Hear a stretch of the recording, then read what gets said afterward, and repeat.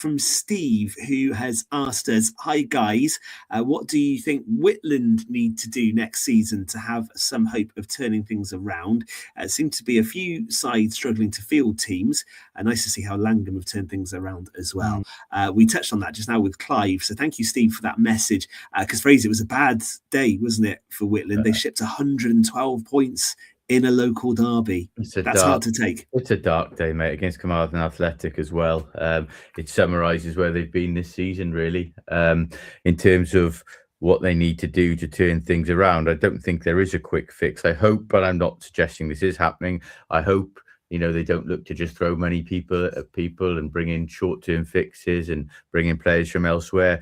They've got to just accept that they had a golden generation of young players. Gordon will know, I think you coached around that time, who came through, right, at a very good era that's now gone. And you have to rebuild again, use your local boys, get youngsters playing. And if it means a couple of difficult years, you've got to hang in there and build again. I don't think the answer, and I'm not saying they are doing this, but I don't think the answer would be looking for high-level players from elsewhere. Those days are gone. There's no real attraction there for high-level players to come at the moment. Just build your club up, I think, and go back to square one. Might mean another difficult year next year, Ben, but I think they have to do it.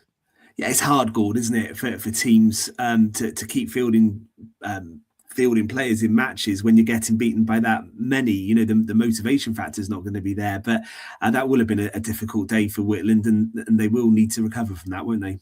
Definitely. I mean, I was in the days when they had great youth sides, a great first team, great second team. They had some great players, Welsh internationals at that as well. Ben, it's so sad to see the demise of the Borderers to where they are now, to what they were when in my playing day. They were one of the best sides in Pembrokeshire then.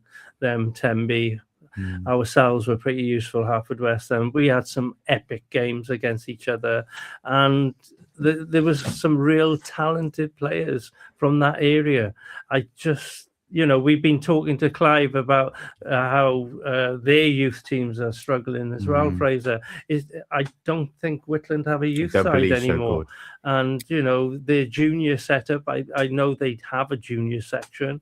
They must be struggling as well. And it's not just in Pembrokeshire. I think this is in every county in Wales.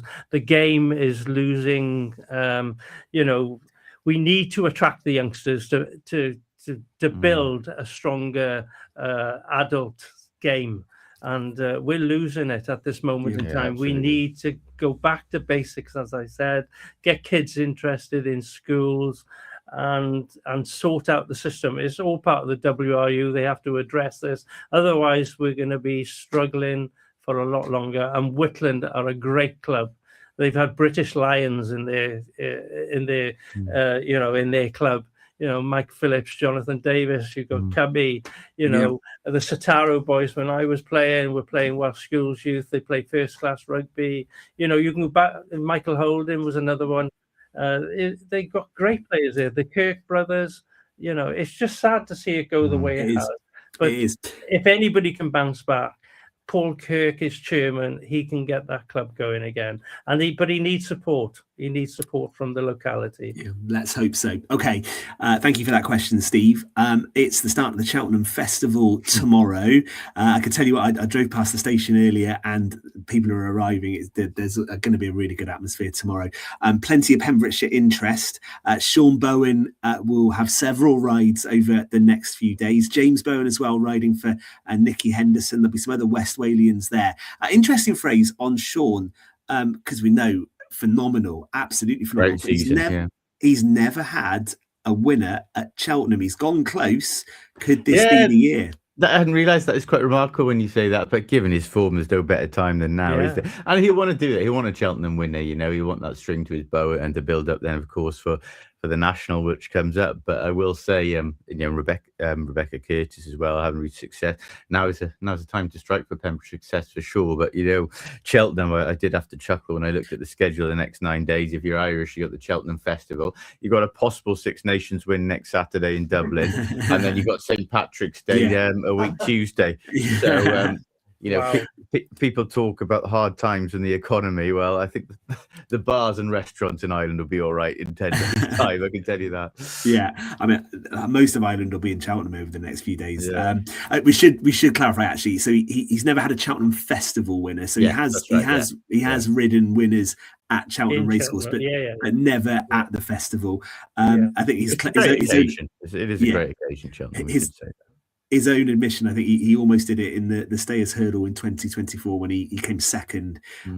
So we'll see. Maybe a Gold Cup winner. That would be written, wouldn't it? And if he was to get a Gold Cup winner this week, where does he go from there? The National. The National. The National. But it would be special. It would be, and it might give him a bit of credit and publicity that he actually deserves. You know, it's the kind of sport because it's so daily. Where I don't think he's got the credit he deserves. He's had a phenomenal. You know, he's had one of the great, really jockey years. You know, and it almost slips under the radar because maybe horse racing doesn't get the same exposure as many others do. But that would top it. It would be phenomenal. Okay, we are out of time. We should just say very quickly, great goal for Liam Cullen for Swansea. Yeah. They beat Stoke 2-0. I think Cullen's goal in the 92nd minute was really good to see. And we've got for a whole show, I've not talked about the relegation battle, and we've barely spoken about England's defeat in Italy. So that's a win for me. Guys, we are out of time. Thank you, Gordon. Thank you, Fraser. Thank you, Tom. Get ready for KT with the Mood Train. And don't forget, we're back in our brand new time, 6 until 8 on a Monday night. We'll see you next week. Good night. Pure West Radio, now digital across West Wales.